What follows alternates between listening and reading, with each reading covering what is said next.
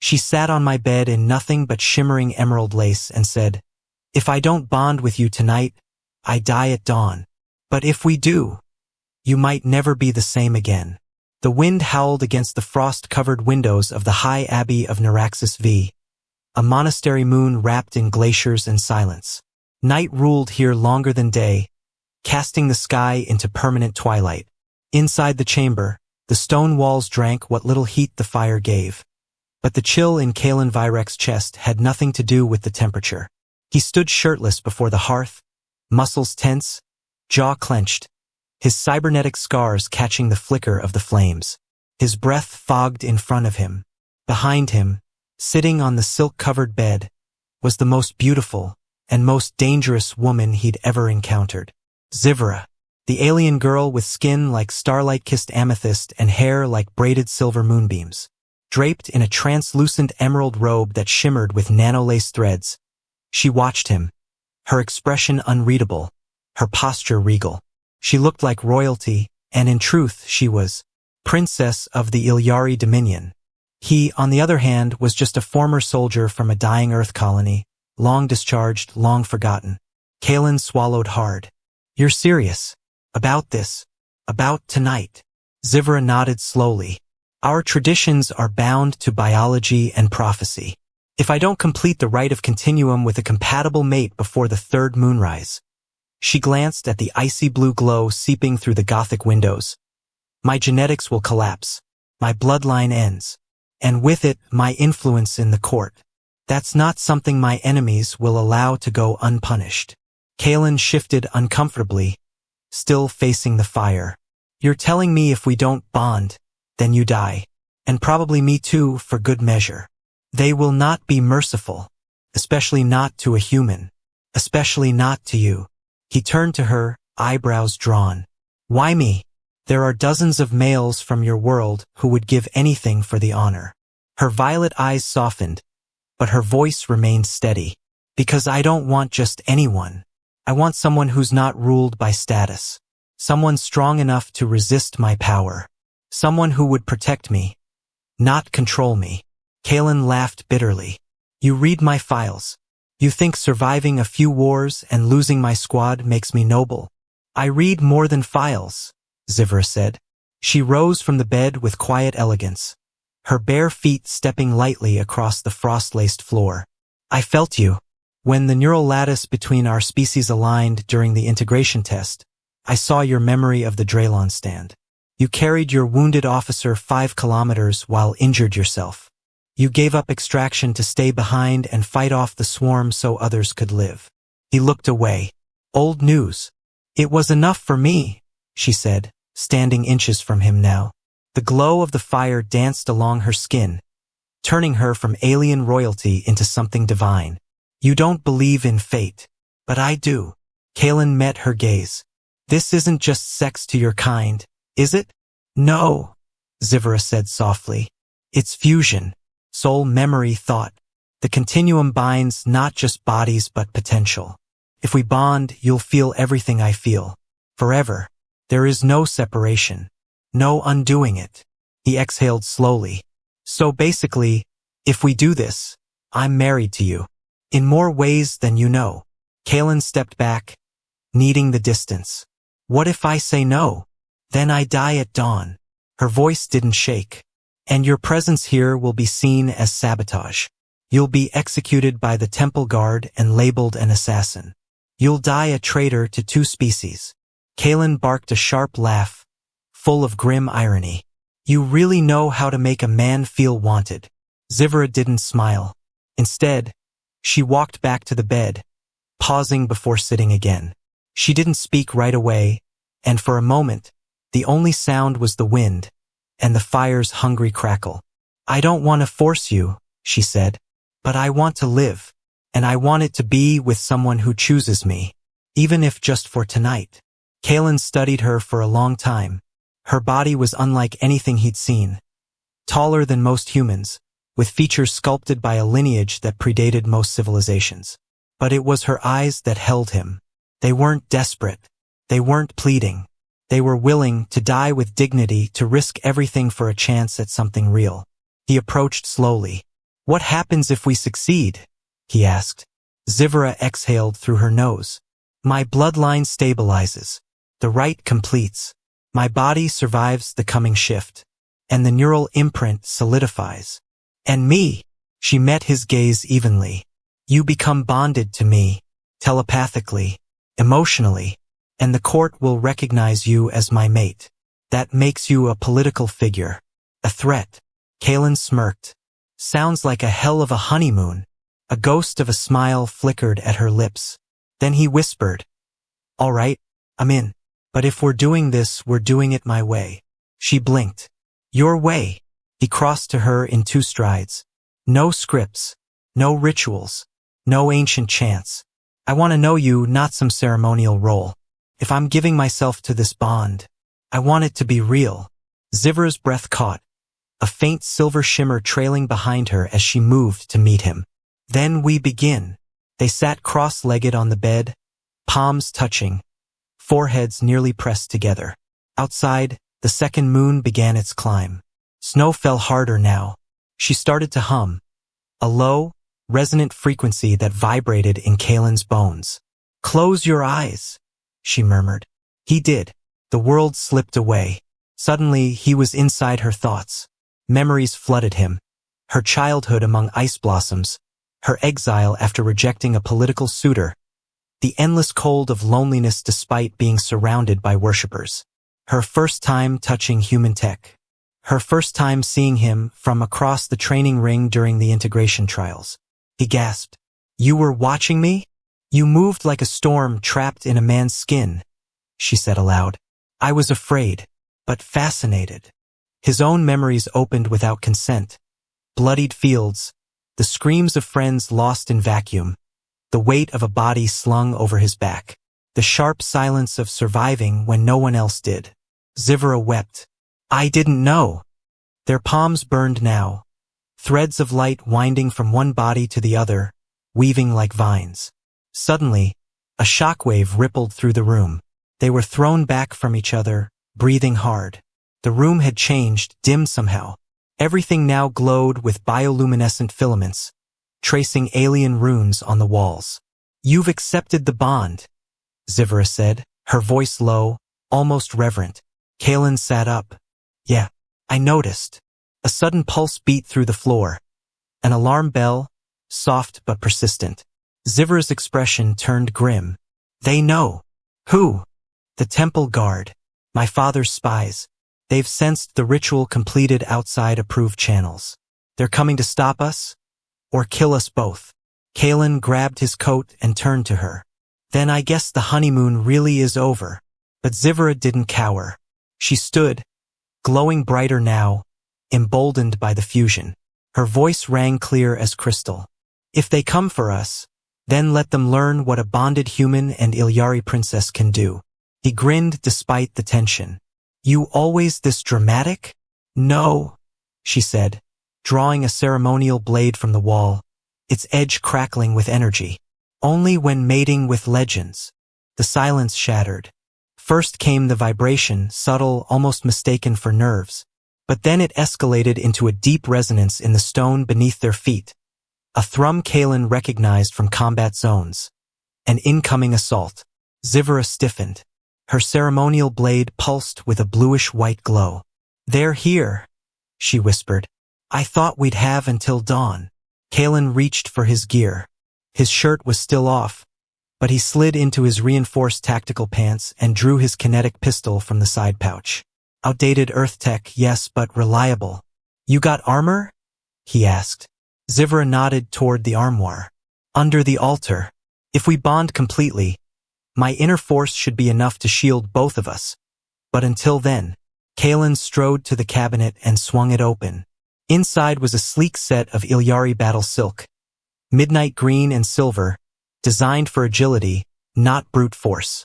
He strapped on the vambraces and chest harness quickly. As he did, Xylthar stepped into the center of the room and closed her eyes. What are you doing? He asked. Activating the defensive sigils, she murmured, her voice rising into a chant. The walls of the monastery chamber came alive, lit with glowing lines that traced their way up toward the vaulted ceiling. The air shimmered. Reality bent. Then the doors exploded. A burst of purple energy tore through the wood, flinging shrapnel across the room. Kalen tackled Xylthar to the floor just as a spear of burning plasma shot over their heads. "Definitely not here to negotiate," he muttered. A figure stepped through the wreckage. Tall, armored in black glass alloy, a ceremonial executioner of the temple guard. And behind him, 3 more. Kalen grabbed his pistol and opened fire. The first 2 shots deflected harmlessly off the intruder's kinetic shield. The third hit center mass and staggered the guard. Xylthar surged to her feet, blade humming, eyes burning with inner light. The guards hesitated, not because they feared her, but because the glow around her now matched the sacred flame of bonding. Their laws forbade harming a bonded princess, but only if the bond had completed. One of them snarled in their native tongue, "The link is not sealed. Kill the human. Break the merge. Come and try," Kalen snapped. The next few moments blurred into violence. Xylthar darted forward, a dancer of death, blades slicing through air and deflecting plasma bolts. Kalen flanked her left, aiming for weak points. He shot a guard in the leg joint, dropping him, and spun to counter a side swipe from a plasma halberd. Xylthar ducked and parried, her weapon meeting another with an echoing clang. Her expression was focused fury. Kalen caught the movement too late, another guard charging from behind. He tried to pivot but slipped on blood-streaked ice. Then boom! The attacker flew backward, hurled by a blast of energy from Xylthar's palm. Her eyes were blazing now, white-hot with power. "Kalen!" she cried. "We need to finish the bond.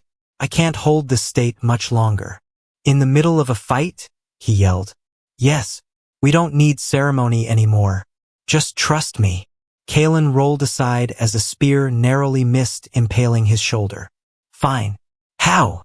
She ran toward him and seized his face with both hands. "Just feel me. Let me in." Their foreheads touched, and then the world dissolved. They weren't in the monastery anymore. Kalen stood on a mountain of stardust, and Xylthar was glowing, her form shifting, fluid, no longer bound by shape. He could see her essence, her soul, reaching for his. Memories that weren't his bloomed around him. Her first heartbreak, the moment she bled in training, the night she cried in the ice garden alone when she realized she would never be free. And he let her see him. His despair after losing his men, his guilt, the silent scream he carried every day. When their souls touched, it wasn't gentle. It was thunder and flame and sorrow and lightning. It was all of them crashing into one. And then light, a shattering cascade of it. They returned to the real world like being thrown from orbit, gasping, collapsing together on the floor. The guards all froze. The glow that now surrounded Kalen and Xylthar was not defensive. It was binding, absolute, irreversible. Kalen stood, slowly, and felt everything. Her pulse, her thoughts, her fear, her resolve. His body was no longer only his. They were one. Xylthar rose beside him, her hair now braided by energy, her blade lengthened and curved by the bond's final form. One guard stepped back. "It is done." Another shook his head. "Then we must flee. We cannot touch them now." But the third, the one with red crests on his shoulders, stood firm. Bonded or not, she defied the temple. That makes her an exile. He raised his staff. Kalen didn't wait. He charged. The power surging through him wasn't from his own muscles. It was hers, coursing through their fusion. His punch cracked the guard's kinetic shield, sending sparks flying. Xylthar swept behind him like a comet, slicing the man's weapon in two before driving her blade into the ground. Ice exploded outward in a wave, knocking all enemies back. Silence. Panting, Kalen looked around. All 4 guards were unconscious or crawling toward the exit. Xylthar stepped up beside him, cheeks flushed. "It's not over." Kalen nodded grimly. "I figured. They'll send more. Stronger. My father won't accept this bond." He stared at her, sweat dripping down his temple. "Then we leave." She blinked. "What?" "You heard me," he said. "We run. We get off this moon and disappear. You'd abandon your people for me? He looked at her seriously. I've got no people left. But I've got you. Her eyes shimmered. You would live in exile with an alien? Hunted and hated? Kaelin grinned.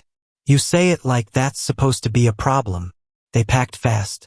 Xylthar activated a hidden chamber under the altar, revealing a stealth skimmer designed for emergency escapes. Kaelin armed himself with a hybrid rifle and strapped on Xylthar's second blade. Where's it go? He asked. A hidden hangar in the lower cliffs, she said. From there, we take the ancient tunnels to the vault. Kaelin paused. The vault? Isn't that guarded by myth beasts or something? Xylthar smirked. Only if you believe the stories. Great, he said, shouldering the rifle. I always wanted to be eaten by a legend. They exited the monastery just before dawn. The sky was burning with auroras, the third moon creeping over the horizon. Snow howled, but the skimmer cut through it like a blade. Xylthar rode behind Kaelin, her arms wrapped around his chest. He could feel her heartbeat syncing with his own. They didn't speak. They didn't need to. The bond between them now shimmered like an invisible thread, tightening with every breath, every thought. Then the first missile hit. Boom! Ice erupted behind them. Kaelin swerved hard. They're tracking us, Xylthar shouted. Evasive pattern 4.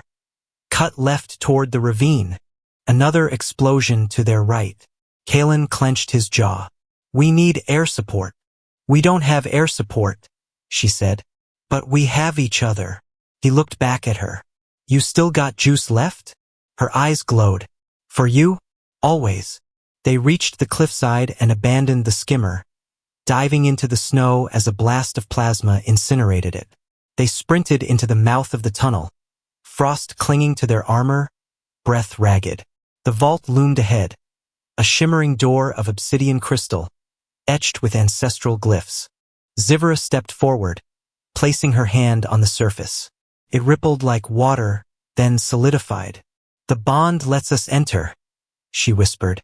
It recognizes us now as one. Kaelin looked over his shoulder. And what's inside?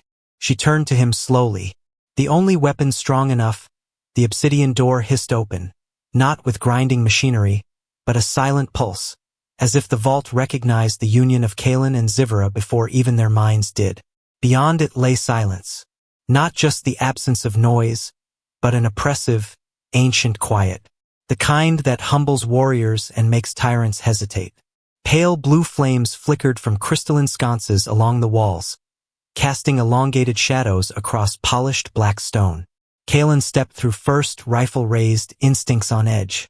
Xylthar followed closely behind, her ceremonial blade now reforged into its war form, slender, elegant, deadly. The bond between them pulsed with quiet energy, a shared heartbeat in the gloom. How deep does it go? He whispered. Xylthar scanned the glyphs etched into the walls. This vault was built before the Dominion, before the Sundering Wars. It was created by the Origin Matrons. No one truly knows. Kaelin raised a brow. But we're just strolling in? Xylthar touched his arm. We were meant to. No one else could. He looked ahead, uneasy. Still smells like a trap. Everything worth having does. After minutes of descent, the passage widened into a massive chamber. The ceiling arched impossibly high, lost in mist. In its center stood a raised platform, on it a pedestal, and atop that pedestal, a flame. But it wasn't burning anything. It hovered, slow and hypnotic, suspended in air, a swirling column of gold and violet light. It spun silently, refracting their reflections into shimmering ghosts on the walls. Kaelin slowed. That it? Xylthar nodded, but cautiously. The ember of Xylthara's, the last gift of the First Mother. A weapon, or a curse. No one ever wielded it. The cost was too high. What kind of cost? She hesitated. To touch it is to give up your sense of separation. You don't just feel your bond. You become it. Fully. Permanently. Kaelin stepped forward, eyes fixed on the light. You mean if I touch that, I lose myself? No, she whispered. You lose the illusion that you were ever alone. He stopped half a step away. The flame pulsed once, brighter. Xylthar's hand reached for his. We don't have to do this. We could run. Hide. Disappear to the outer clusters. Kaelin looked at her. You think your father would let that happen? She didn't answer. Kaelin's gaze returned to the flame. Then we need power. Real power. Enough to stop this war before it starts. He gritted his teeth and stepped forward. Xylthar screamed, "Wait!" But his hand was already outstretched. The moment his fingers brushed the edge of the ember, his vision turned to fire. He wasn't in his body anymore. He was everywhere. He saw Xylthar's memories, ones even she had buried. The cradle where her mother left her. The day she was beaten in the temple for refusing the patriarch's command. The icy bath of shame. The hunger to be free. He saw himself, through her eyes, broken, lost, but fierce. Willing to die to protect a stranger. Then he saw more. A future. Blood soaking the palace stairs, cities burning in her name, his own hands trembling with regret. But the flame offered another path. A different future. One where unity didn't come through conquest, but through fusion. Where their bond inspired others. A movement not of armies but of will. Then the pain came, white hot, his mind screaming, skull cracking open. Not literally, but spiritually. The ember tore through him, ripping away walls he didn't know he'd built. And then, it stopped. He opened his eyes.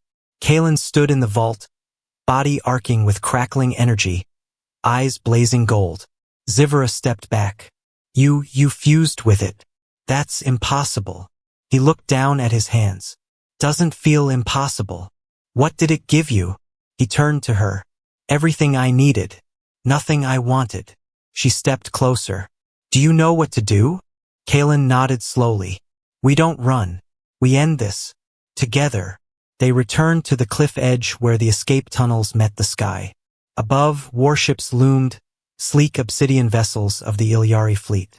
Soldiers dropped from orbit in elegant formations, wings of plasma flaring at their backs. Xylthar's expression darkened. He sent the full guard. Kaelin cracked his neck. Good.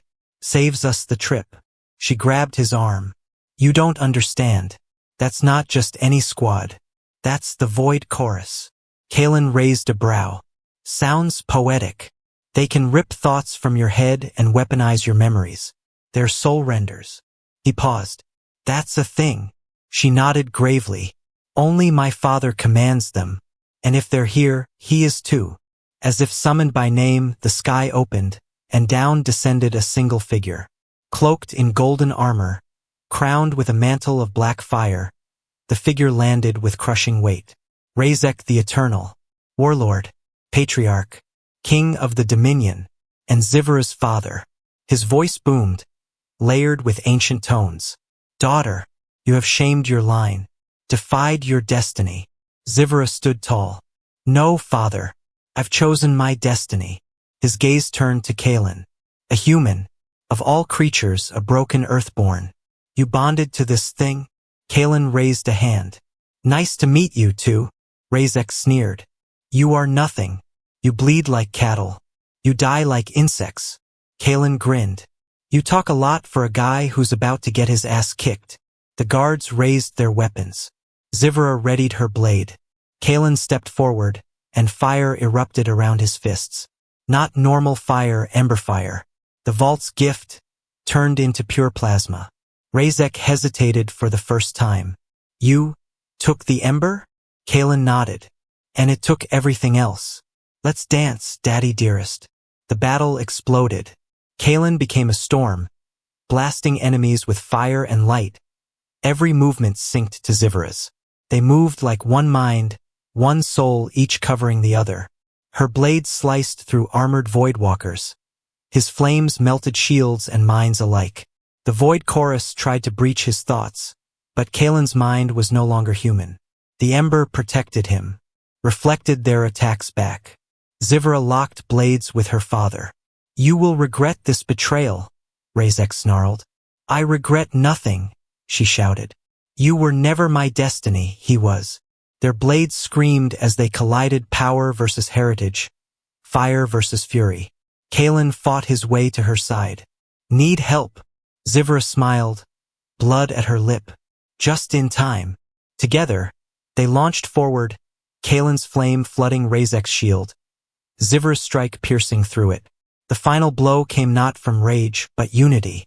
Their hands joined, their bond ignited, and the ember sang. A column of light erupted, engulfing Razek in a maelstrom of power. His screams echoed, then vanished. When the light faded, he was gone. Only silence remained. The remaining guards dropped their weapons. The war was over. For now. Back at the monastery ruins, Kalen and Xylthar stood by the fire, snow falling around them, shoulders touching. "You okay?"